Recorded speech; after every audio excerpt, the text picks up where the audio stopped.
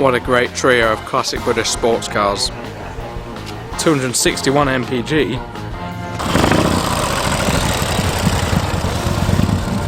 I think I'd have to give the DB6 interior a 10 out of 10.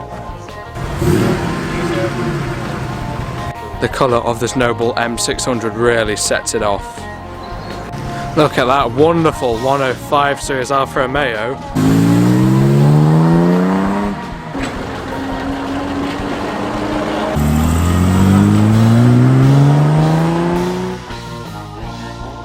Today on CarTraction, I'm off to what has possibly become my favourite classic car event, and it is, of course, Cars and Caffeine at Combermere. We've got an awesome looking day today ahead of us, and there's going to be some pretty tasty cars there. I wouldn't be surprised if there's well over 100 cars in the old Piggery Cafe car park.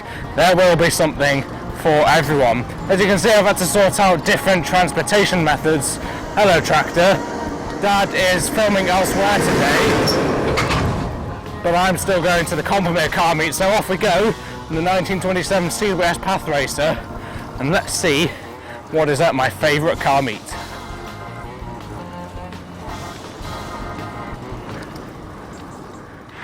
Well everyone, here I am bright and early at the old Piggery Cafe for today's breakfast car meeting, the famous on YouTube by now, Cars and Caffeine at Combermere. And on a day like this, a forecast like this, there's going to be hundreds of cars and probably some pretty spectacular standout cars that are rocking up as well. But there won't be that many others, surely. 1927 racing bikes here, but let's see what four-wheeled gems turn up today. Already a very impressive collection of Porsches, new and old, rocking up.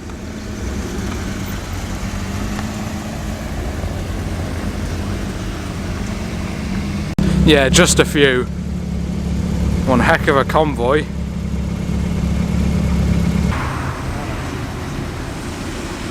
Wow, look at that, a Jaguar XK140 Roadster. That sounds pretty tasty. Look at that! Stunning 911 Carrera. That should go next to the 930 slant nose, it probably is. Wow. What else is rocking up? The TVR Griffith, another Cayman, and that absolutely immaculate Lotus Esprit Turbo SE.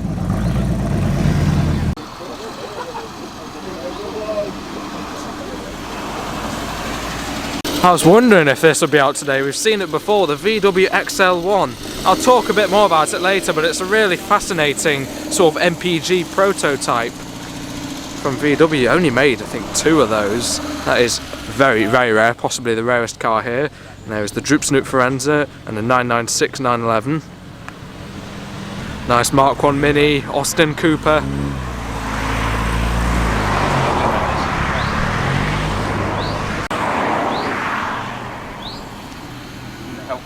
Park somewhere out of the way. I do like the look of this little Alfa Romeo hatchback. I'm not going to try and guess what model it is because I'll get it wrong, but that on those wheels looks fantastic.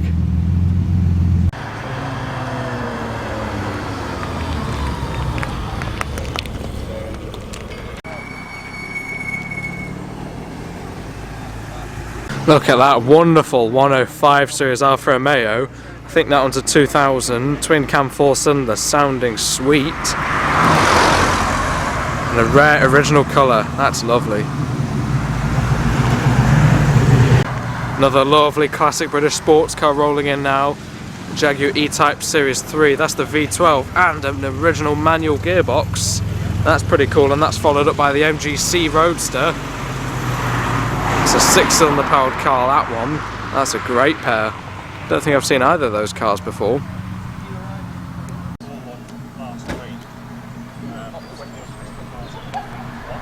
That's another rare car. A 456 GT, I think that one is Ferrari. Early to mid 2000s in date, but these are cars you just don't see anymore. This one seems to get plenty of use as well. V12 up front in those. I spy a pair of white classic British GTs. First up, the big one, the Jensen Interceptor. And the smaller classic British GT, the MGB GT. They're always a great pair. They really get around a lot actually.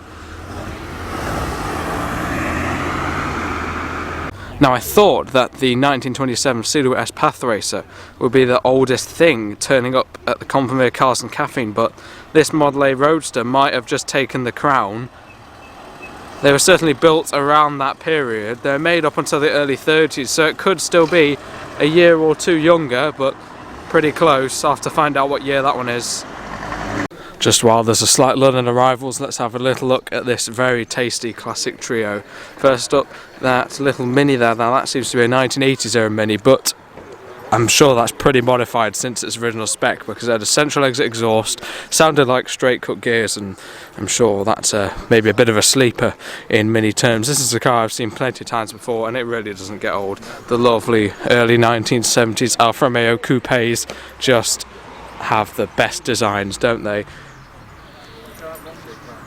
These cars distinctive for so many things. Their beautiful looks, the long throw gear levers, the Revy twin cam induction engine sound.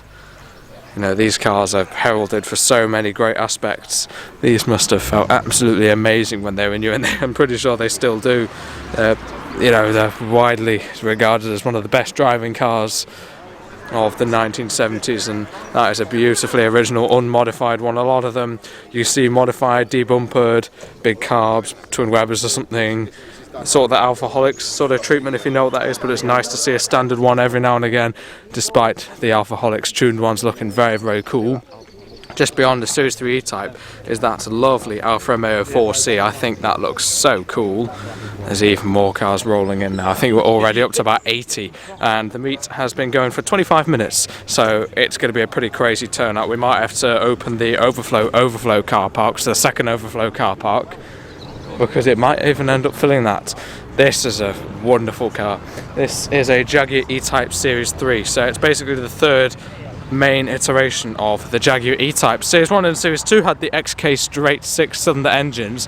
The Series 3 moved to Jaguar's 5.3 litre V12, and due to the nature of the V12 engine, very torquey, a lot of these were cruisers. The Series 3 E-Type was much more of a cruiser as opposed to the Series 1 and 2, which were sporting cars more so. So a lot of the Series 3s had 3-speed automatic gearboxes, but whoever spec'd this one new certainly knew what they were doing and wanted to make sure they had that full driving experience, because this has a 4-speed manual. Now the vast majority of these would have had the 3-speed autos, but this one being, I presume, an original 4-speed manual is an incredible car. That would drive absolutely amazingly, being able to choose what gear you're in on that wonderful Jag 5.3 litre V12 motor.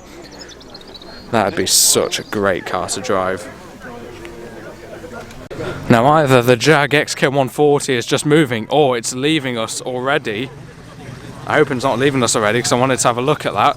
It looks like it may be, so I'm just going to grab the mic and turn it around by hand, because I'm sure you want to hear the sound of this car.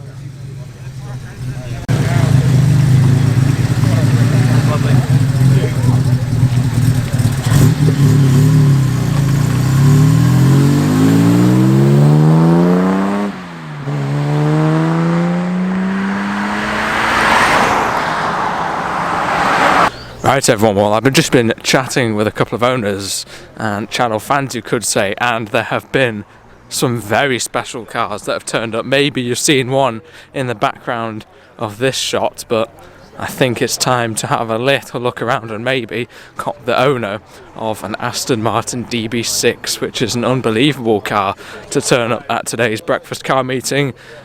In the little Italian corner we also have this fantastic Fiat Abarth, probably a 595 or a 695, that one. That's a wonderful little car, but wow. Yeah, look at this. I think this is, as I said earlier on, there's going to be some standout cars. This is probably going to be one of them, the Aston Martin DB6. Very, very similar styling to the likes of the DB5 from what we can see here, but if we just go around the back we see it has a different back, an extended back, which makes it different in style to the DB5, which everyone knows of course as the James Bond car. But this is a slightly later era car, this one. the DB6, still having the same 4-litre twin-cam 6-cylinder engine up front and still being just as gorgeous as the DB5. That looks absolutely amazing. There's also pretty vocal TVR backing in here now, forming the central row. There's also a lovely little Lotus Elan convertible, which I'll have to have a look at if I can find that. But yeah, look at that. These have something like a 350, probably plus, brake horsepower, 4-litre twin-cam straight 6-cylinder engine. That would be an insanely quick car for its era, and still a very, very manageable car in today's traffic. But that is pretty special, isn't it? For an extra 2 cylinders, here's the Morgan Plus 8 as well. I imagine this sort of thing must be pretty quick actually, because they've got a very sort of lightweight bodywork. They're an ash frame construction, these cars. And I imagine with a Rover V8 tuned up front, those must be pretty rapid. And the window's open now, so let's get a little peek at that absolutely glorious Aston DB6 interior. Just next to that pair, we have the Ferrari Portofino. I think actually I might have seen this on a driveway on my bike ride on the way to today's breakfast car meeting, and just beyond that is the little Elan that I saw coming in earlier. These are fantastic little cars. This one a fairly early era Lotus Elan convertible. They're also sold as coupes. The more distinctive ones, the convertibles, these are the ones people remember Elans as. There was the Elan Sprint, which was the extra quick variant, which had something silly like 125 brake in a car this light. This one is a non-sprint version, so probably still just over 100 brake horsepower, which is more than enough in a car like this. Adding lightness, one of the things Colin Chapman always said about his racing cars as opposed to Ferrari, who said I think aero is, or wings and downforces for people who can't build engines, but Lotus proved them wrong because they were very dominant in the Formula 1 in the 1960s because their cars were so light with their Coventry Climax engines. It was just really smart design from Mr. Colin Chapman, and that trickled down into the road cars, and extremely light. That would be Lotus Elan. Got the Ford Escort Cabriolet. That's a rare car now, isn't it? It looks to be in very smart condition. And I still haven't figured out what year this Ford Model A is. Of course, the bike is 1927, and these Model A's were made from about 25 to 31 or something like that. So it could be younger, it could be older than my old bike. Drum brakes all around actually. That's actually quite advanced really, because these sort of cars would have usually just had drum brakes on the rear, but the Model A's mass-produced car having all 4 wheels drum brakes is quite a innovative design, I guess you could say. It feels weird saying that, doesn't it? Because I mean, drum brakes are only used in the smallest of cars nowadays, just on the rears with discs on the front. Just beyond that, lovely pre-war motor is very smart. That really does look cool, doesn't it? Little Caterham 7 Super Sprint. This one's quite a tuned up model. That is a pretty, I'm sure that would be a great car to drive. Got the fire extinguisher there, which looks like it'd last about 2.5 seconds. And these are also cars developed by Lotus actually, I should mention, known for their Revy twin-cam 4-cylinder powerhouses. MGB GT. It's good to see this pair out again alongside with the Jensen Interceptor, which is actually for sale at the moment. So there you go, if you want quite a smart and usable Jensen Interceptor. This is the SP, the 6-pack carburettor matched up to the Chrysler V8 engine in these. Of course, British bodied car. There's a Porsche Cayman GT4 there, proper track day weapon, and this lovely VW camper, such a distinctive old camper van with having the split window design. I mean, even someone who knows nothing about cars can recognise that frontage, can't they? It's very distinctive. Little Lotus Elise and an incredible looking Mercedes AMG GT. Or a GTR potentially, V8 in those, and of course flat 6 in the back of these. This looks to be a Club Sport RS 911 GT3 racing car or something along those lines. Really cool looking car actually, in yellow on those what look to be maybe BBS wheels. I'm not too sure, but that's a pretty cool looking car and a proper track weapon. Over here is an interesting car as well. Just beyond that very original Ford Sierra, we find a really purposeful looking Wolseley Hornet. The Wolseley Hornet was the upmarket variant of the Austin and Morris Minis. They were also sold as the Riley Elf, which was a rebodied version of the Mini. See, as opposed to the original Minis, which just had the back that sort of ended there, got a bit extra boot space and a slightly restyled front on these, the Wolseley Hornets. This one's a Mark II, but what makes this car special is it has a Mercedes SLK supercharger matched up to its original A series engine. I'm not sure whether that was a bit of a pain or not to sort out, but look at it. It looks so cool in that proper old BMC colour on those lovely cross-ply, well, they're probably radial actually, but period correct tyres, treads, period correct mini light wheels.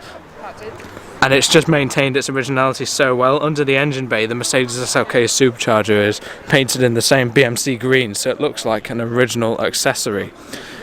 The block blue tyres on that just look perfect for that era of car, and that is really quick. I'd love to get that one film this one leaving the car meet, because I have done before and it sounds so sweet. It really is a wonderful little car, that one. The TVR Griffith.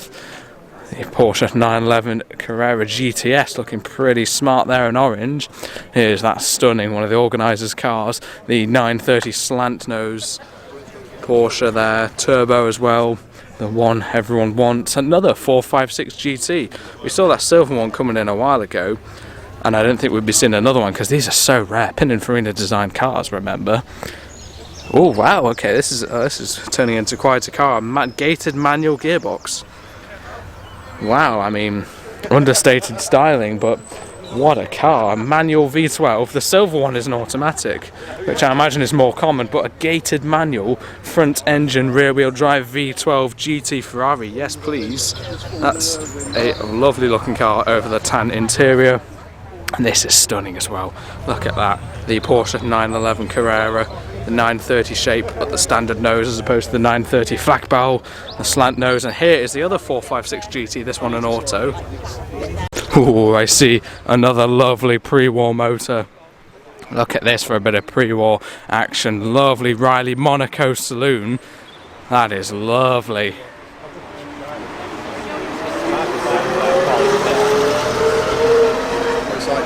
How nice does that sound? I think I'd have to give the DB6 interior a 10 out of 10.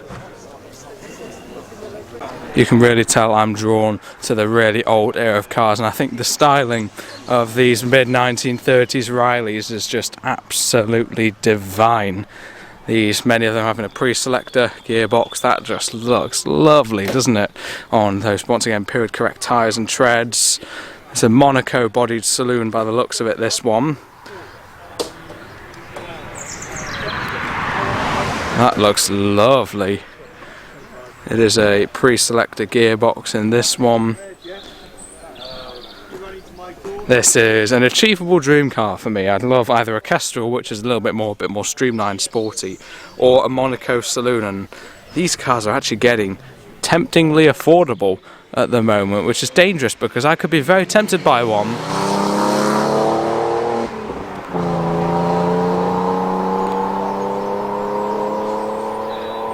YouTube etiquette, gotta stop speaking when something blasts by. That was the Renault Clio V6 going. I would have liked to have a look at that one, but oh well. But always stop speaking when there's car sounds to hear. But that is wonderful. That's one of my favourite cars here. Look at that styling.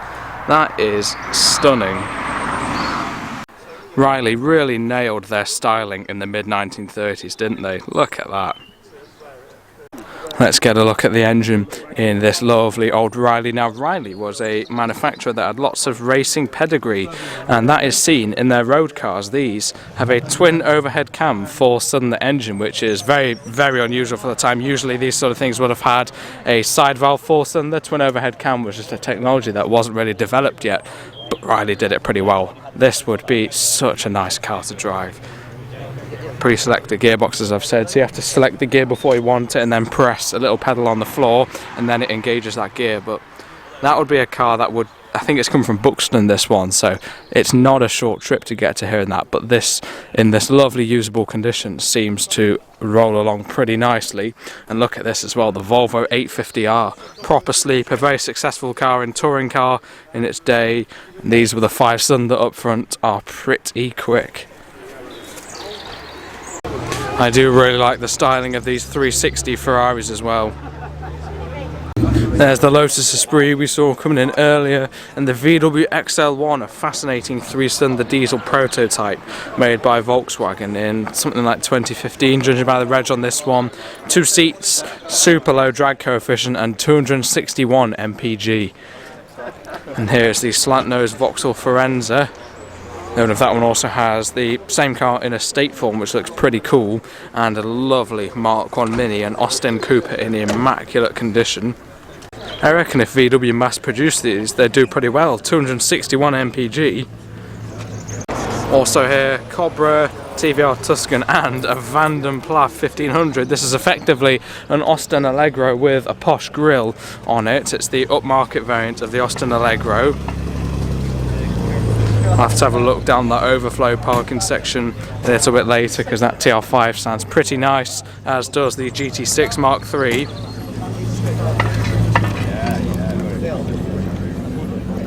But yeah, here's that super rare, restyled Austin Allegro.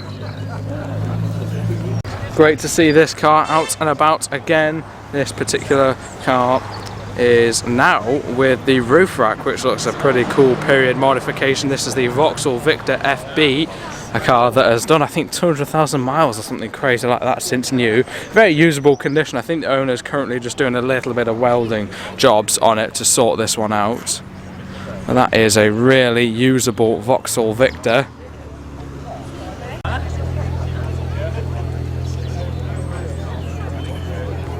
This Mark II Golf GTI is insanely clean. That is one cherished car. Look at that underbonnet. Just not a speck of dirt on that one. The Lotus Evora looking absolutely immaculate as well. And I think it's the Staffordshire Region Porsche Club who are having a run out. That's a super original and very, very low mileage, low owner 924. So I think they're having a road run that happens to stop off here. I think they'll be leaving before too long. But yeah, there's so many Porsches here. Let's get a little look at this one. Looks like an MGB, but it's the MJC. From here you can only really tell due to the lump in the bonnet, but this has got the larger 3-litre inline 6-cylinder engine, as another lovely classic Porsche 911 rolls up. Just beyond the Exige V6S is that lovely MGC. That would sound pretty tasty. Let's have a little stroll along this row. That's one sharp looking little Series 1 Elise, and I think this Alpha looks absolutely beautiful. It's a 147, this one, hot hatch sort of car.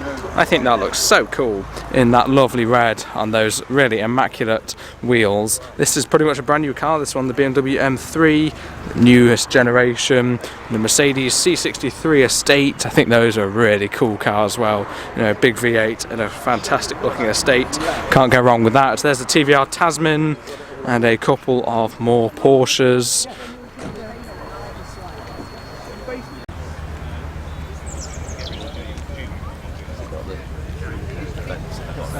Morgan 3-wheelers also rocked up. Those do look pretty purposeful, don't they? Let's have a little look down here. Another lovely pair of classic British sports cars. Starting off with the Roadster, got the Triumph TR5. These have a 2.5-litre inline 6-cylinder engine. Lovely, lovely car. That looks pretty nice as well on those painted wire wheels. That is a very, very tasty Roadster. And the classic British GT, the Mark III Triumph GT6 here. These having a 2-litre inline 6-cylinder engine. Both of these cars sound very different, but very, very nice. Lovely pair. I spy some more lovely classic British cars coming in. A pair of saloons by the looks of it here. A Mark I Ford Cortina sounding pretty purposeful. Nice Ross style wheels on that one. 4-door Mark I Cortina. That does sound pretty nice. A very successful racing car, also having ties with Lotus. And a bit of ADO 16 action here. The Morris 1100 or 1300 also here. Very rare car nowadays, and that looks to be in beautiful condition. The 1300, that one, bigger engine, the BMC A series. The colour of this noble M600 really sets it off.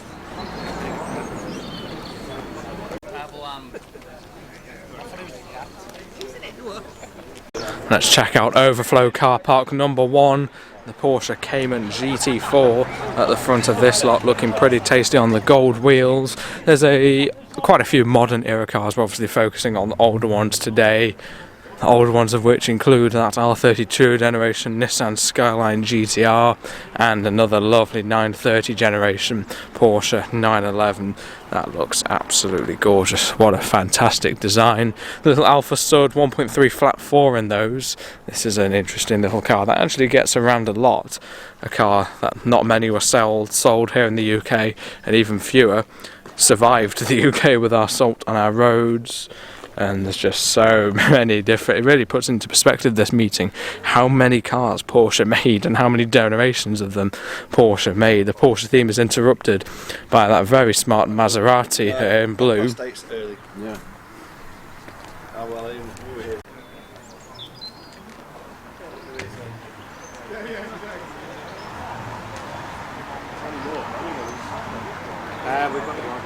I think Porsches must make up probably over 50% of today's meet, but there are some very nice non-Porsche cars here. Wow, the little Austin Metro gate crashing the Porsche lineup.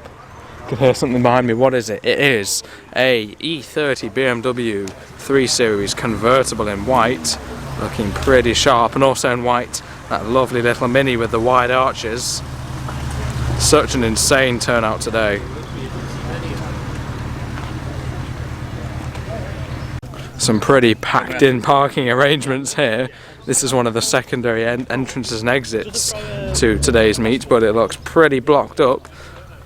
I'll have to ask the organiser how many cars are here today. That's another very nice classic E30 BMW, that one, the saloon car 325i, very nice. It's almost impossible to see every car here at Combermere. There's quite a serious looking Mazda RX-7 there with a carbon fibre bonnet, Mark III Supra Toyota, another Mark II Golf GTI. I think there's a few cars dotted around this lower parking section. That's a smart looking car, isn't it? Just beyond the couple of Mercedes SLs, that Jaguar XK8 convertible. I think I've seen this old BSA before. It's a just post-war, big sort of 500 or 550cc single cylinder twin port, so 2 exhaust pipes coming out the single cylinder, lovely post-war BSA. And I'd like to get this one leaving because the big old British single cylinder bikes make a lovely noise. And rolling in now, a Triumph TR6. What a great trio of classic British sports cars. I hadn't seen that this Healey had arrived, so we can have a little look at it. Oh wow, this is a bit nice, isn't it? A very early production Austin Healey 3000. I think I've seen this car once before, and it just happened to go past me also when I was on the 1927 CWS. So this is a Mark I generation Austin Healey, because it's got no wind-up windows. So a proper primitive and very much a brute of a classic British sports car. This has the C-Series 6-cylinder engine that also went into the MGC. 3 litres up front. That's a pretty cool car. Lovely, lovely colour scheme. I can see some more pre-war action. That's an old MG VA 4-seat Tourer. I'm not sure whether that'll be competitive for older than my bike. It's probably very early 30s. I'm not sure. The Riley's later than 27, and the Model A might be around 27, so we might still have oldest of the day on the 1927 CWS Path Racer. That's an MG VA Tourer. Lovely. And very well used pre-war car.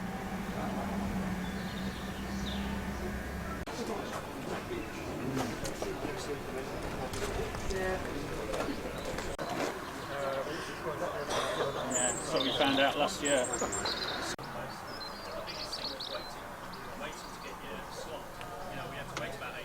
Let's get a little look at this Morris 1300 here. This looks a purposeful and sporty little car on those mini light wheels, doesn't it? And it's also in beautiful condition, either very original and very impressive, or just restored beautifully to original condition. Apart from the spaced out wheels, they're a bit of a later sporty mod, but what a car. That's really cool actually.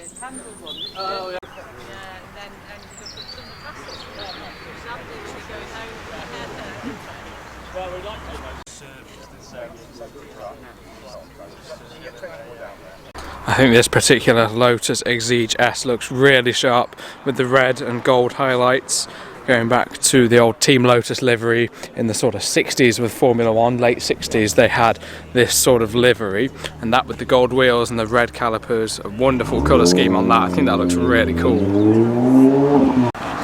Another lovely early Porsche 911. There's a 912 that also, there's a 911 and a 912 that are in a very similar colour, and this is the 912. Okay, so this is the earlier 4-cylinder variant. Oh no, never mind, it is the 911. That's the 911T. So there's 912 in exactly the same colour, which has the 4-cylinder. That's got the 2.4 flat 6 in that one. Yeah.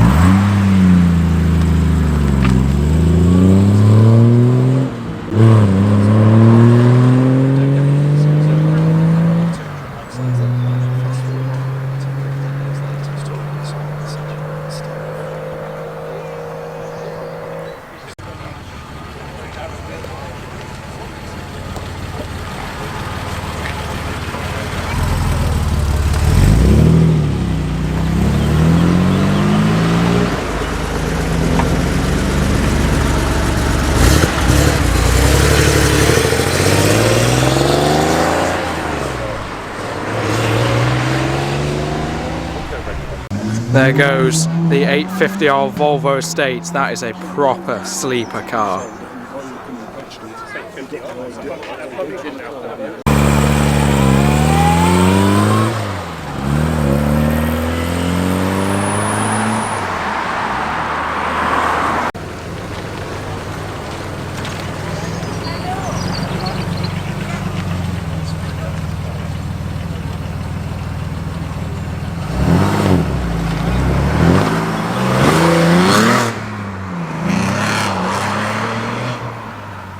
Next to depart, the classic British GT pair in white. The Jensen Interceptor SP off first, followed by the MGB GT. They're both a lovely pair of classic British cars. You can hear something pretty throaty also going. It's that lovely Caterham 7. I think that's a really good looking car. Sounds well as well. Listen to that.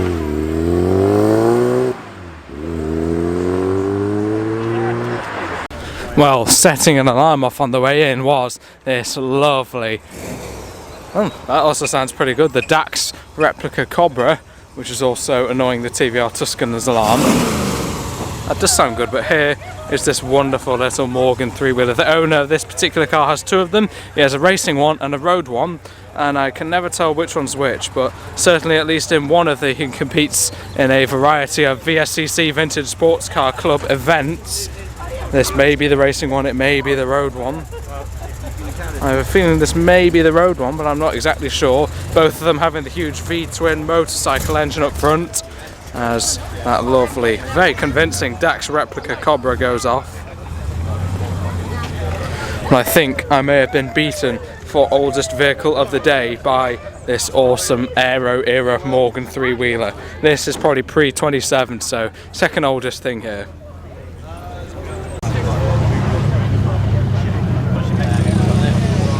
Nice and light to push.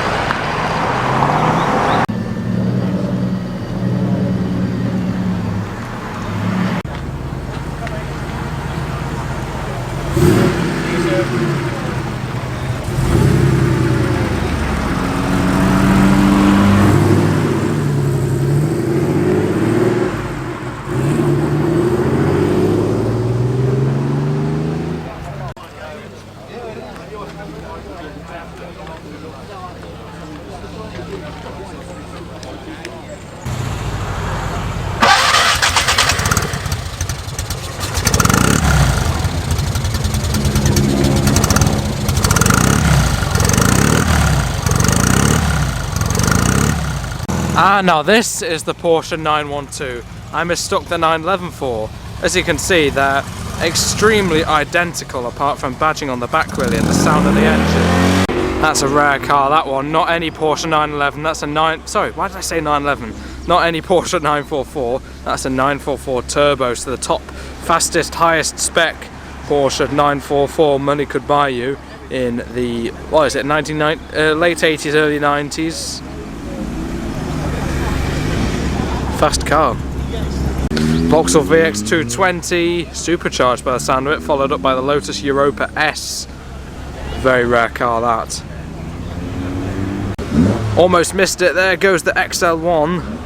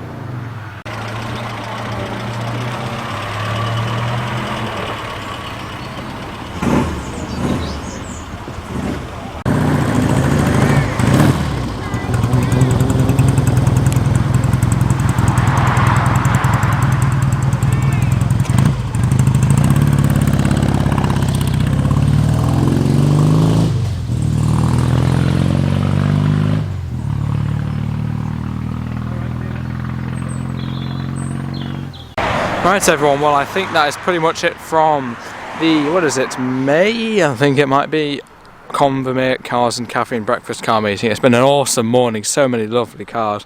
My favourites, the Series 3 E-Type, of course the DB6, and I did really like that Monaco bodied Riley, and the old three-wheeled Morgan is always a favourite. So but do let me know what your personal favourites were. The Van der Plat Allegro is also pretty cool, and a very comfy long distance car to be fair. So do all that. Make sure to check out the channel homepage for more on this bike and more classic car related content. What else do I need to say? Make sure to subscribe.